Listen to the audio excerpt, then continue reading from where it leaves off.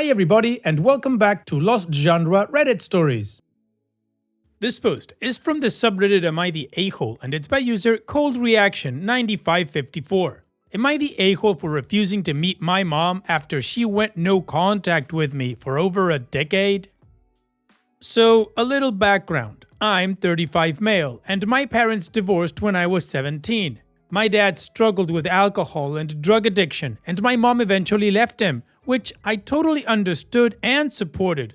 Living with him was impossible. He wasn't violent, but verbally abusive, and he spent all our money on his habits. That was the last straw for my mom. After the divorce, my dad spiraled. He nearly overdosed and ended up in the ICU. I was living with my mom at the time, but I was scared that my dad would die. So I moved back with him and my uncle's family. My mom was disappointed, but let me make my choice. Losing my mom, most of his friends, going broke, nearly dying, finally got through to my dad, and he promised he would get better for me. It was hard to watch, but he actually turned things around. My uncle paid for everything: rehab, therapy, medical bills, and after about 5 years, my dad was clean and somewhat healthy again. He even apologized to my mom and she forgave him, though she told me later it was only for my sake so that they could be civil at future events like my graduation or wedding. Over those years, I kept in contact with my mom, regularly met with her. She had moved on and met a great guy who she eventually married. She was much happier and I was happy for her. I thought we had a pretty good relationship. That changed when I was 23. My mom asked me to come over and she told me she was still angry and disappointed that I chose my dad over her after the divorce. She said I was ungrateful for everything she went through, putting up with my dad's crap, and then she hit me with something that still pisses me off today. She told me she could see me becoming a drunk and drug addict like my dad because I stayed close to him. I don't drink, I don't do drugs to this day, and I had no idea where that even came from. I was floored. I thought we had moved past all of that, but apparently she'd been harboring resentment for years. Then she said that she wanted to go no contact with me because being around me brought back too many bad memories of my dad. She said she had found peace and happiness, and I was a reminder of all the pain she'd been through. I didn't know what to say except, okay. I later found out from a cousin on her side that her whole family was pissed at me for staying with my dad back then, and they all went no contact with me for her sake, saying that I betrayed her. I haven't seen or heard from my mom since that day. Fast forward to now. My dad passed away 2 years ago from a heart attack, a result of his years of addiction. Despite being clean for over a decade, he had lingering medical issues. I recently got married, and my wife posted some pictures from the wedding on Facebook. Then, my wife said a woman claiming to be a cousin contacted her. I looked at the message and it was a cousin from my mom's side, asking if it was really me in the pictures with my full name. I told my wife to ignore it, but then I got a call from my uncle later that same day saying that my mom showed up at his house. For context, the house where my uncle lives currently used to be the home where I grew up with my parents. My uncle said she asked him to arrange a meeting between us, saying she wants to apologize to me face to face. He told me he can set it up if I want. Honestly, after all these years, I feel nothing for her except maybe slight resentment for thinking that I would turn out as an addict. I was going to say no right away, but my wife thinks that's a crappy thing to do and I should at least hear her out, let her apologize, and then go back to never seeing her again if I want. She says despite what she did shield me from most of my dad's addictions growing up. Now, I'm having second thoughts. Am I the a-hole if I refuse to meet her? Well, OP, personally, I wouldn't fault you if you did meet her or if you didn't meet her. Now, I also do think that what she did to you was very crappy. She basically abandoned you because she thought you abandoned her when, in fact, you didn't. At least, that's not the sense I get from your post. You told us that after living with your mom for a bit, you went back to live with your dad to help him out because he's your dad. Might not have been the best dad in the world, but you still wanted to care for him and that was your choice. But I didn't get the impression that you never spoke to your mom again because you went to help him. However, she's the one that went no contact with you because you wanted to help him. Now, if she hadn't gone no contact, I think she should apologize to you. I don't know, maybe she was influenced by her family and she just decided to cut her son out because of this, but I still think she should apologize to you. However, the chance to do that remains on you. You're the only one who can decide that, and in the end is, what do you really want? Like your wife says, you can let her apologize or not. You don't have to be in contact with her ever again. So to me, the question is, which action would give you the most peace? And what do you guys think? Let me know in the comment section, and now let's check out the community comments. Excellent ad 1132 says, not the a-hole, but I am wondering if you are an only child. Her reasoning might be that since you got married, you might also be having kids and she wants to be a grandmother. You have to think about what her ulterior motive might be, and this is what I come up with. And Opie responds, one of my reasonings is also this. She never cared before that cousin probably told her about the wedding pictures. Coco Almonds Rock says, not the a-hole. You have to go with your gut. It has been 10 years and she has discovered that you didn't become an addict and instead have created a happy life. You're married, which means there could be grandkids in the future. Are you happy without her? If you've moved on without that side of the family, if you've created your own happy family, then why rock the boat? Your wife may not be able to let it go though, and if you turn your mother down, you're going to have a lot of flying monkeys contacting you and your wife to tell you how cruel you're being. I couldn't deal with that. Personally, I don't do drama. She made a choice and you've respected it. I'd say no and be ready with the block feature. And Forget-Me-Not-Snot says, what your mother said to you is outrageous. How could she bring her adult marriage issues to you? That's not okay. Adult issues needs to stay with them, not you. You're still their child. I wouldn't meet up with her to hear her out. It's a smokescreen. She needs to feel better about being crappy, not to talk to you. She wants forgiveness for the unforgivable, so she can F off. She projected her feelings of your dad onto you. You didn't choose your dad over her. You stood up and helped take care of him, and you did a great job. If no one says this, I'm proud of you for stepping in and your uncle to help him. It sounds like you both did well. Kudos. You owe her nothing. Your wife needs to take a step back and see the pain this has caused you and support you, not push you into this. It's up to you, and she needs to stay in her lane. I too have had crap from family, and my hubby would never ever ask me to just meet up to hear them talk. If she loves you, she'll stay in her lane. And Opie responds, my wife is just looking out for me so that I don't have any regrets. I know she will fully support me if I say I do not want to meet her.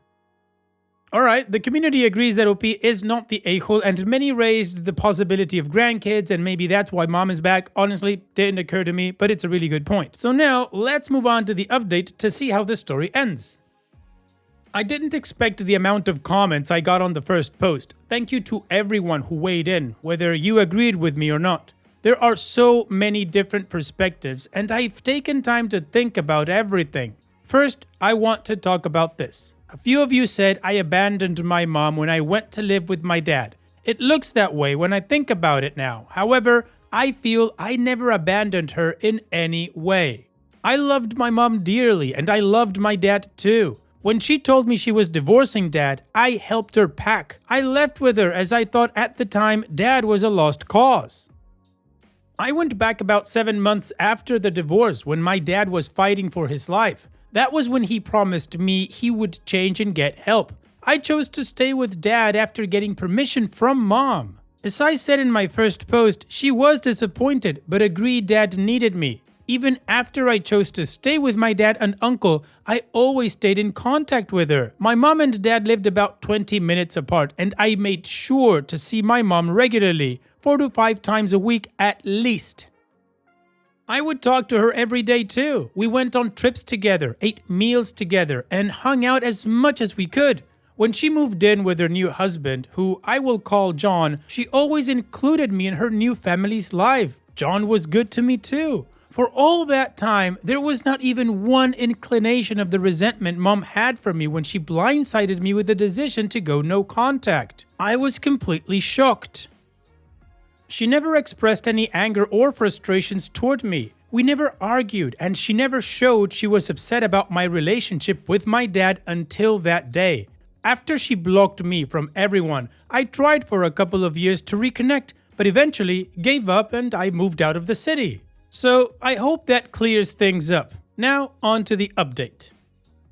A lot of you told me to meet her for closure, while others said not to bother. After thinking about it for a while, I had decided to meet her and was going to tell my uncle to set up a meeting with her. But before I could tell him, my uncle called me again, 3 days after my mom showed up at his house. He told me she came by again and gave him a letter for me, and she apologized for bothering him and that she wouldn't be coming by again, and she didn't want to raise my hopes unnecessarily and hoped I would understand after I read the letter. My uncle said she sounded very sincere. I asked my uncle to send me pictures of the letter. It's not that long and I'll summarize the important bits. The letter was a mix of apologies and well wishes. She wrote she was sorry for how she treated me back then, especially for saying I'd turn out like my dad. She said she was going through some relationship issues with John, and then seeing Dad getting better made her feel bitter because Dad never tried for her. She thought her second marriage was failing and everyone around her was happy while she was miserable. She said she listened to some bad advice and she regrets it. She said she regrets taking her anger all on me when she should have gotten help. She said she made up lies to her side of the family so that they would side with her. I do not know what these lies are. She only wrote that she lied. She said she got help a couple of years after she went no contact, but was too ashamed to reach out to me. She said she saw the wedding pictures and is happy for me, wishing me the best in my life. She wrote that while she initially wanted to meet me, after some reflection and with her family's advice, she realized it was for selfish reasons and for her own sake only. She apologized again and said it's better if we keep things the way they are. She ended the letter by saying she's happy and she doesn't want to drag up the past. She apologized one more and wrote she won't contact me again for both our sakes and asked me not to contact her as well and wished me and my wife well. So there's that. Honestly, it's probably the best outcome and I'm at peace with it. I am happy with my life and I am glad Mom is happy with her life. Like she asked, I'm not going to contact her, but I will keep my door open if she wants to meet in the future. I also realized how stupid I was to hold on to my resentment of her comment about me becoming an addict. I also want to address the comments that said my wife was overstepping. My wife knows all about my past and about my mom. She is a kind soul who sees the best in people. Like I said in a comment in my first post, she was just looking out for me. She wanted me to have no regrets. She did apologize for saying it would be crappy not to meet my mom, but it's all good. We both know each other's boundaries. We communicate well. Right now, we're planning our honeymoon and life is good. Thanks for all the supportive messages and comments. Truly appreciated. Bye. Well, OP, bottom line is, if you're at peace and you're happy, that's all that matters right now, isn't it? Now, personally, I really can't understand your mom. As you guys know, I've got 3 kids, and regardless of anything that could ever happen between me and my wife, wild horses couldn't keep me away from my kids' lives, if they'll have me, of course. I hope that came out right. Anyways, OP, you're good. That's all that matters. So thanks so much for sharing and take care. And now let's move on to the next post that also has an update. This post is from the subreddit Am I the A-hole and it's by user SensitiveGuess538. Am I the a-hole for leaving a drunk girl alone at a bar? This involves me, 32 male, Matt, 30 male, Matt's girlfriend Lisa, 28 female, and her friend Jane, 20s. 2 days back, it was Matt's birthday. He invited me and a few of our friends to a small birthday dinner at this restaurant, which is also kind of a bar. The plan was to eat, drink, and chill. Matt's girlfriend Lisa also invited a few of her own friends. It was a group of around 15 people. I mostly hung out with my own friends and Matt, and Lisa's friends with her. One of Lisa's friends, Jane, kept trying to talk to me throughout the evening. It was kind of awkward for me as I'm an introvert, and the conversations with her felt like they were going nowhere. At around 12, I decided to head back home. Jane came up to me and told me that even she wanted to go back home. I was like, okay, cool. Then she asked me if I could drop her off at her house. I asked her where she lived and she told me some address that wasn't even on my way. So I told her to ask someone else to drop her off. She asked me if I was sure I couldn't, and I was like, yep, absolutely. Jane was visibly drunk, but I figured she had like a group of friends so someone would give her a ride. Also, I was tired as F and just wanted to go back to sleep. The next morning, I woke up to some very angry messages from Lisa. She was furious at me for leaving Jane alone at the party. Apparently, they all assumed that since I was hanging out with Jane, I would have the decency to drop her back home. I told her that I talked to Jane for a total of like 15 minutes in the entire 3 to 4 hours, and I don't understand why everyone wanted me to be her personal chauffeur. All of her friends obviously think I'm a huge a-hole. Matt has decided to stay neutral on this. Well, Opie, in my opinion, no, you weren't the a-hole because you didn't do what you were being accused of. You didn't leave her alone drunk in a bar. She had too much to drink. She was in a bar, yes, apparently, but she wasn't alone. There was a whole group of her friends there, and any one of them could have taken her home. Jane wasn't your responsibility at all, and Lisa making a big stink out of it is just stupid. If I was in your shoes, I would just tell Matt, you know what, man? Keep me away from your girlfriend's drama. That's it. And what do you guys think? Let me know in the comment section, and now let's check out the community comments. Unique Guy 362 says, they're just pissed because Jane was into you and you didn't reciprocate. You had no obligation to her at all, regardless of what they say. I'm guessing that taxis and Uber were available, as well as all or most of Lisa's friends. Lisa and her friends were the only ones who had any sort of moral obligation to make sure she got home fine, and even then, Jane's an effing adult, so she can effing adult. Matt doesn't seem like much of a friend, bud. And Opie responds, I feel Matt is just trying to not piss off his girlfriend. I don't blame him, honestly. Demasa's cat says, you didn't leave her alone. You left her in a bar with her friends. Just because their matchmaker game didn't work and they are embarrassed about it doesn't mean they can't shift the blame on to you. Lisa sounds like a a-hole. And Tishers says, not the a-hole. It sounds like Jane has some plans right from the get-go on hooking up with you. As she got further intoxicated, Lisa just assumed that nature would take its course and left Jane to handle her own game. Kudos for you for not taking advantage of an increasingly drunk girl. No a-hole-ish, but maybe a little bit disregarding that she was going to find her own way home. Then again, there was an entire circle of people there who should have also been looking out for her as well. If Lisa was on her toes, she should have taken you aside and asked you if you were interested in Jane, and yes or no if you would at least make sure that Jane got home okay.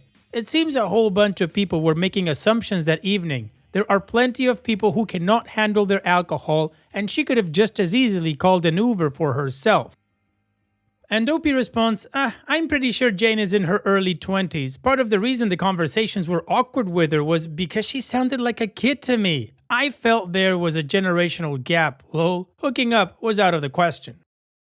So, the community agrees that OP is not the a-hole, with takes ranging from, yeah, it's not your responsibility, to maybe you should have been looking out for her. In any case, let's move on to the update to see how the story ends. Lisa entirely stopped talking to me after the incident. Not that we were close before, but she would sometimes forward reels, etc. on Instagram. Matt was also being distant. But whatever. I got busy with work and forgot about it.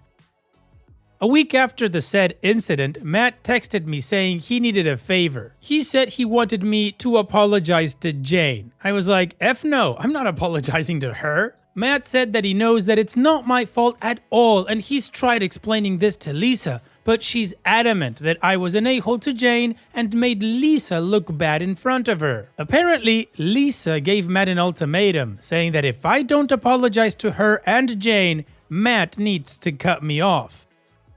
This honestly was some high school BS that Lisa was partaking in and very toxic, and I told Matt the same thing, but he was really desperate and pathetically sad, so I agreed to text Jane an apology. I texted her something along the lines of, "Hey, sorry I didn't drop you off at your place like you asked. I was really tired and wasn't thinking. My bad." She replied with, "It's alright, don't worry about it." But this apparently made Jane think I'm interested in her or something, and I felt like an absolute idiot for agreeing to apologize. She started texting me a lot. In the beginning, I gave monosyllabic replies, but then her texting increased a lot, and I straight up hit her up with, "Please stop texting me. I'm not interested." This hurt her, and she snitched about this to Lisa, again, high school BS, and Lisa started threatening Matt to go no contact with me. They fought about this non-issue for like a week, and this made Matt realize that Lisa is really toxic, and they broke up. Jane hasn't tried contacting me either. Life is peaceful for the time being. The end. Willoughby, consider all the crap you went through, and also, Matt, I'm gonna call this a happy update, cause Lisa's out of the picture now and Jane's not bugging you anymore, so good for the both of you. Take care and thanks for sharing. And that's it for today's video. Thank you so much for taking the time to watch it. Now, if you've gotten to this point in the video, I assume that you like these stories that I'm reading out, so here are a couple more that you might enjoy. And if you don't have any time to watch another story right now, save it for later, and also, don't forget to hit that subscribe button.